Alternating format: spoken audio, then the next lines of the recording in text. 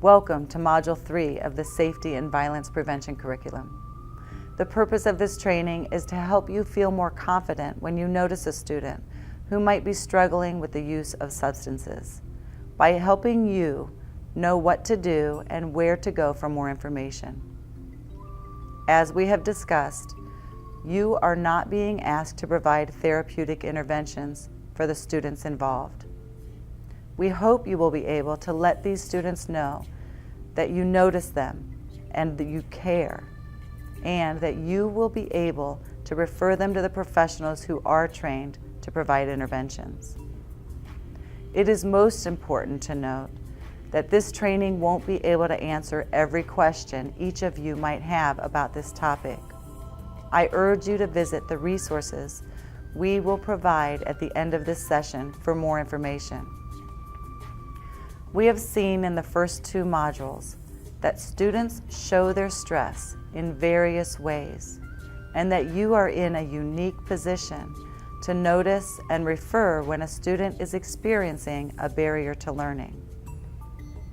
These expressions of distress may include self-referrals, general failure to thrive, the sense that the student is quietly slipping away into self-destructive behaviors, and extreme examples of active self-destructive behaviors. By the end of this module, you will be able to recognize changes that might indicate that the student is experiencing barriers to learning. Understand warning signs. Understand the role of school professionals in identifying and referring students who may be experiencing alcohol or drug-related problems. Have access to local, statewide, and national resources for understanding alcohol and drug-related learning barriers, and understanding the interconnectedness among all the barriers to learning. The general indicators are those we've examined before. Decline in schoolwork, dramatic or sudden drop in grades, dramatic mood changes that are otherwise unexplainable, dropping out of usual activities, change in physical appearance, or loss of motivation. The general indicators also include anxiety or nervousness, and a general sense that the student is out of it. Please note that these issues may also be experienced by students who are simply either failing or underachieving. By being aware of how students are functioning, you can notice, reach out, and refer them for support. Elementary school students who are experiencing depression or academic failure may not be abusing substances themselves, but it may be happening with a family member. It is important to note patterns that might indicate the student is struggling with alcohol or drug use. A sudden change in friends, money or valuables missing, secretive behavior, hostile outburst, or the smell of alcohol or marijuana on the breath or body. Notice again patterns. It is important not to take any one of these behaviors in isolation as being indicative of the involvement with substances. If we take any one of these behaviors in isolation, we can find multiple explanations. Look for patterns or clusters that together resemble the indicators listed here. While smoking rates are declining, there are connections between smoking and substance use, abuse, and addiction. These connections are strong.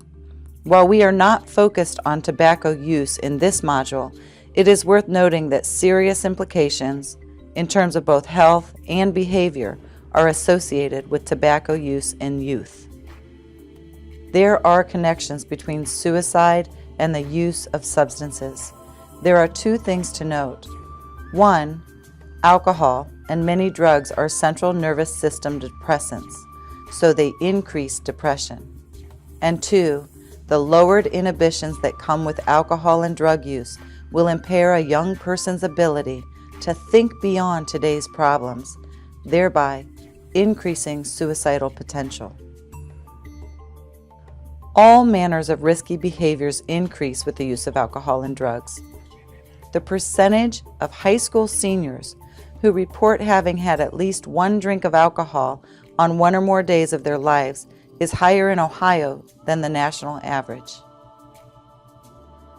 For young people who start drinking before age 15, the reason for this increased probability for dependence has to do with liver functions and the metabolism of alcohol in the body.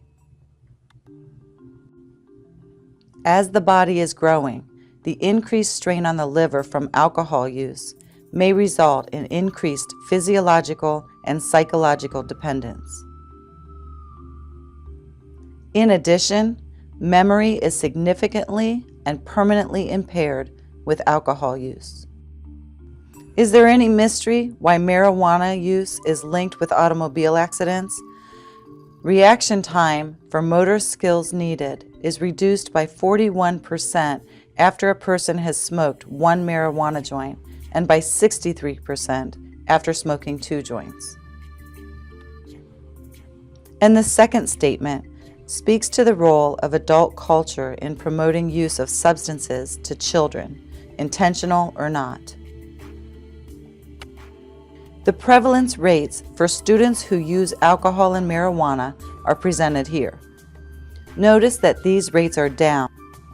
The CDC and researchers credit prevention efforts and early intervention with changing behaviors and, perhaps, changing lives. Cultural messages about alcohol vary widely from culture to culture and community to community. What are the messages that this community sends to young people about alcohol? Teenagers whose parents talk to them regularly about the dangers of drugs are 42% less likely to use drugs than those whose parents don't talk with them. Teenagers whose parents talk to them regularly about the dangers of drugs are 42% less likely to use drugs than those whose parents don't talk with them. Yet only 1 in 4 teens report having these conversations. What do these facts suggest? Perhaps we might want to help our parents have these discussions with their young people. How can we facilitate these discussions more intentionally? There are many national and local issues relative to alcohol and drug use. Carrying weapons, high-risk sexual behaviors, depression and suicide, loss of potential, or even death. Dropping out of school, discipline problems, attendance and truancy issues. The community suffers through the cost of intervention, both medical and legal, and the rise in crime rates.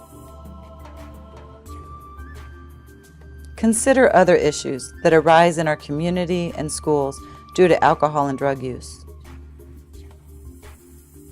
The Franklin County Primary Prevention Attitude Awareness and Usage Survey shows the percentage of students using regularly in 6th, 9th, and 12th grade. However, use before school, after school, and during the weekends affects student attendance and academic growth. Prevent, identify, reach out, refer. This is the pattern of action to follow. Prevention is the first step to keeping students alcohol and drug free. Prevention efforts for all students include creating and maintaining a safe, positive school climate, building relationships with students, encouraging and celebrating positive student behavior, recognizing and building upon students' strengths, teaching conflict resolution, anger management, and problem-solving skills, and encouraging students to share ideas, thoughts, and feelings. What prevention efforts are evident in your school? What is your part in these efforts? Remember, You are not being asked to diagnose your students. Notice multiple warning signs.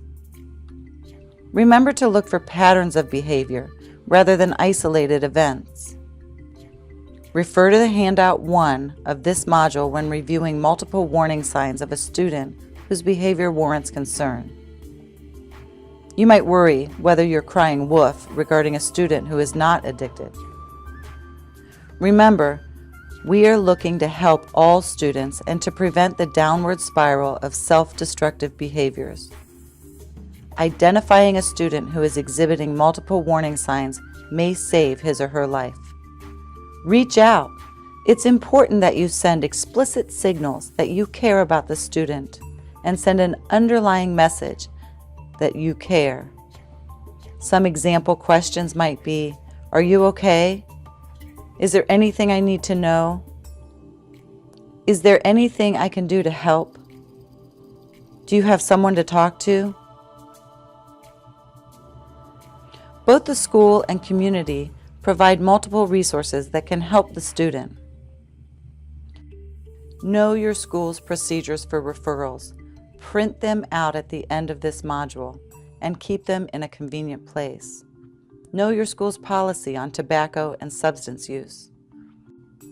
Know who to contact, and know your in-school resources, the counselor, school social worker, or school nurse. If you suspect a student is under the influence, follow these referral procedures to ensure the student's immediate safety. It is important to notify the administrator and support staff for assistance. The school nurse will check vital signs and make the appropriate immediate referral for medical care. Notify the parent or guardian. If a student is in a downward spiral with multiple warning signs, you may be working all 3 levels of SAIL simultaneously. Contact the SAIL coordinator and request an intervention assistance team meeting. When appropriate, the team will make recommendations for assessment and referral. Seek support from school support staff. Find out if other teachers are having similar concerns. Collect information and call parents with your concerns. Here are a few of the community resources that can help with assessment, intervention, and counseling for a student caught in the downward spiral from personal or family substance abuse or addiction.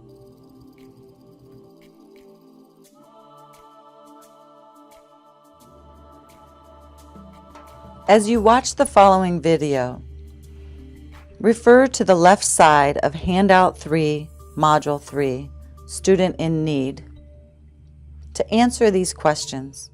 What evidence is there of an established relationship? Do you predict the adult will gather enough information to identify the problem? Is there an underlying "I care" message? Is the student referred successfully?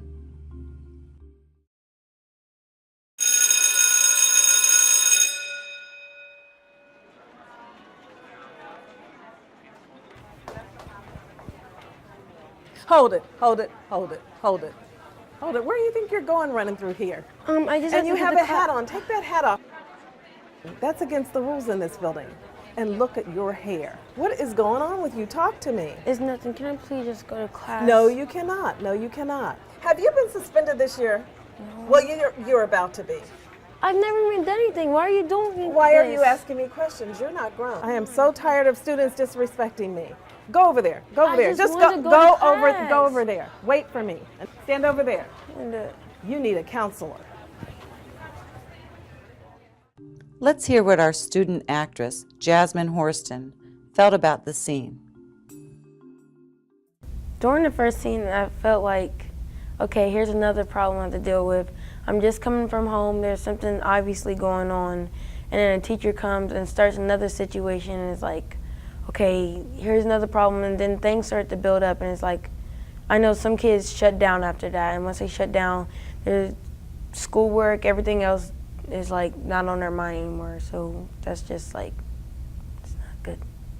The second scene was like much better because it's like after you have a problem, you come in and there's a teacher that's like, let's talk about it. I think once you talk about something, it's kind of like you're releasing it. So then if someone has somewhere where they can release their problems, they can come to school and it's one less thing to think about. They could come in, they could focus, they could get their work done. So it's not like, okay, I come here, there's a problem, I go home, there's a problem, and there's like nowhere to turn. But yeah, the second scene was much better. Now, using the right side of Handout 3, Module 3, take a moment to consider the same questions.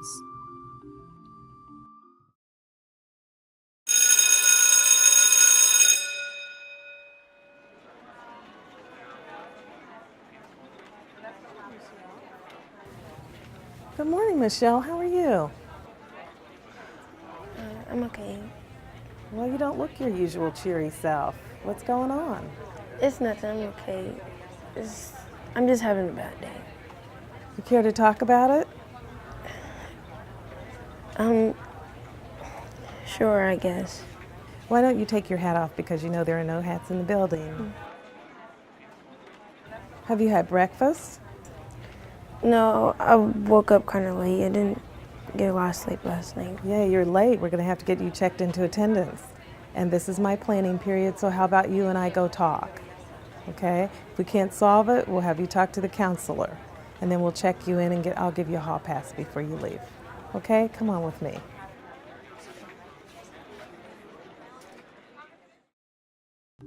Our adult actress is Doris Latimer, a counselor on special assignment with the district. Let's hear her response to these scenes.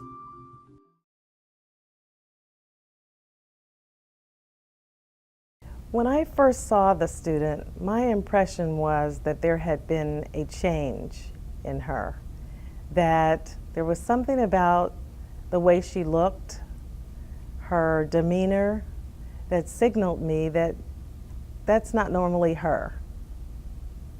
And the look on her face made me think that something stressful had happened.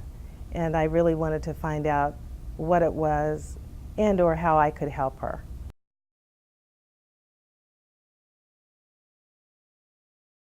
Other clues might be a student's attitude, a change in attitude. If normally the student is very social and welcoming to interaction, and maybe that particular day the student does not want to be bothered or is not talkative, pretty nonverbal, doesn't establish eye contact, or a student who's normally just calm, rushing. I think all those things can give you clues that things aren't okay with a student. For instance, too, if they have a friend group and they usually hang around that group of friends almost all the time, and all of a sudden they're not with that group of friends. They've maybe chosen another group of friends to hang around, maybe a group of friends who have more discipline problems, or maybe even if the student isolates him or herself. I think all those might be clues to what's going on with this student.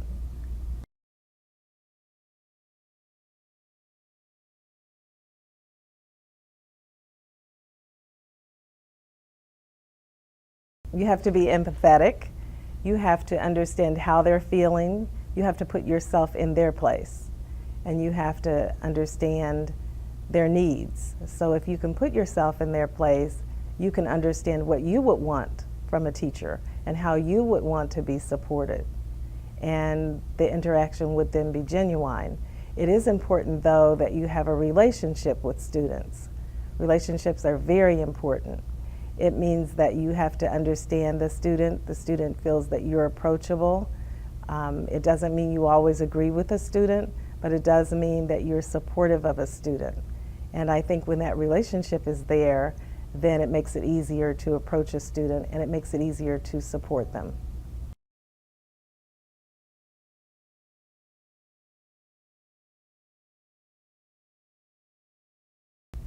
Well, I think of teachers as caregivers in the school, and I think there are things that go on with caregivers as well as students.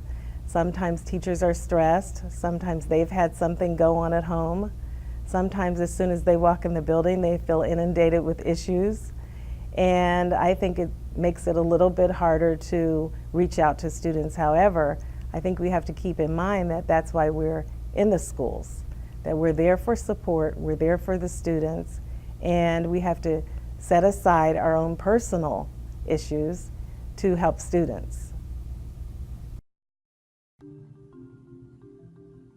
In the preceding video, you might have considered it was Michelle's parents struggling with use, abuse, or addiction. Would anything be different in the way you handled the problem? It is important to know that your response would be the same in either case. The list of resources is in your handout. Please take a look at them and keep them in a safe, convenient place. You may also refer to the resource button to link directly to internet resources for substance prevention, use, abuse, and addiction.